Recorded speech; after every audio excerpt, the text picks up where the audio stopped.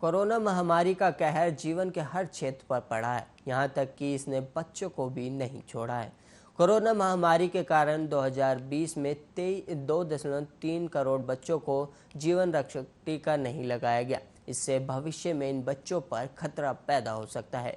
ये बच्चे सामान्य टीकाकरण कार्यक्रम के तहत जरूरी जीवन रक्षक टीके से वंचित रह गए। विश्व स्वास्थ्य संगठन और United nation children emergency fund ने अपनी संयुक्त रिपोर्ट में ये खुलासा किया है कि 2020 में 1.7 करोड़ बच्चे ऐसे रहे जिन्हें किसी भी टीके की एक भी खुराक नहीं लगी, जबकि कुल 2.3 करोड़ बच्चे किसी न किसी तरह के जीवन रक्षक टीके से वंचित रह गए। रिपोर्ट के अनुसार महामारी से पहले डीपीटी, खसरा और पोलियो के टीकाकरण की दर 86% थी, जबकि WHO का मानक 95% है। और वहीं 2019 में 35 लाख बच्चों को DTP एक टीके की पहली खुराक नहीं लगी थी। इसी तरह 30 लाख बच्चों को खसरे के टीके की पहली डोज नहीं लग पाई थी।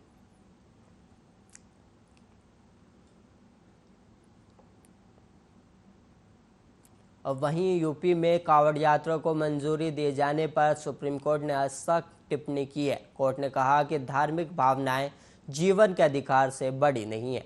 इस यात्रा के आयोजन से देश के सभी नागरिकों के स्वास्थ्य पर असर पड़ सकता है, इसलिए राज्य सरकार खुद ही इस पर विचार कर निर्णय ले। कोर्ट ने सुनवाई सोमवार 19 जुलाई के लिए टालते हुए ये भी कहा कि अगर राज्य सही निर्णय नहीं ले पाता तो वह खुद आदेश जारी करेगा।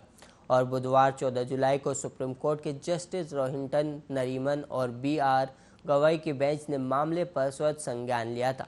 कोर्ट ने कहा था कि उत्तराखंड ने कोरोना की तीसरी लहर की आशंका को देखते हुए यात्रा रद्द कर दी है, लेकिन यूपी ने ऐसा नहीं किया। राज्य सरकारों का ये रवैया लोगों को भ्रमित करने वाला है।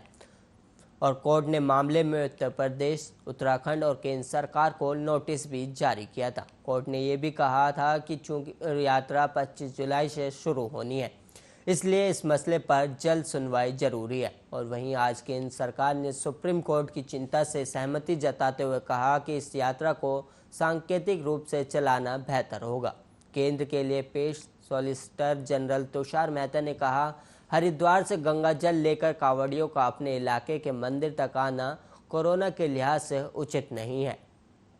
बेहतर हो कि टैंकर के जरिए गंगा जल जगह जगह उपलब्ध कराया जाए। हालांकि इस बारे में फैसला राज्य सरकार को ही लेना है।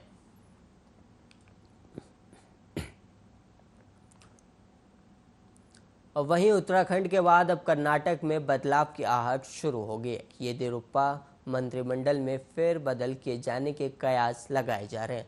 दरअसल कर्नाटक के मुख्यमंत्री BS येदियुरप्पा को दिल्ली बुलाया गया है। येदियुरप्पा आज शाम 5 बजे तक दिल्ली पहुंच जाएंगे। इसके बाद आज शाम या कल वह बीजेपी अध्यक्ष JP नड्डा से भी मुलाकात कर सकते हैं। हालांकि कर्नाटक के मुख्यमंत्री BS येदियुरप्पा ने गुरुवार को कहा था कि उनके मंत्रिमंडल के पुनर्गठन का कोई प्रस्ताव नहीं है। इस संबंध में कोई भी निर्णय भारतीय जनता पार्टी के केंद्रीय नेताओं के साथ दिल्ली में उनकी मुलाकात के बाद लिया जाएगा।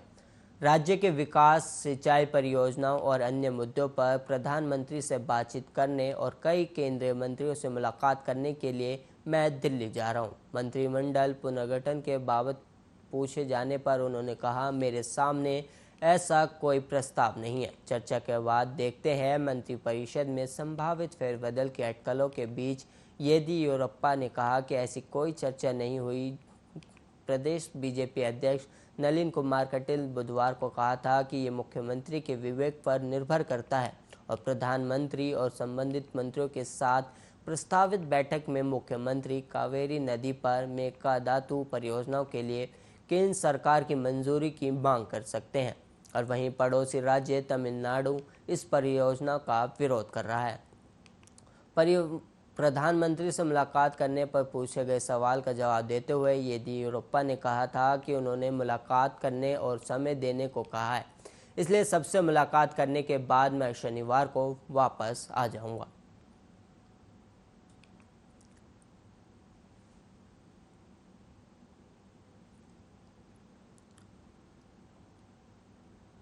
इस बुलेटिन में इतना ही। ऐसे ही तमाम खबरों के लिए आप देखते रहिए आर्या न्यूज़।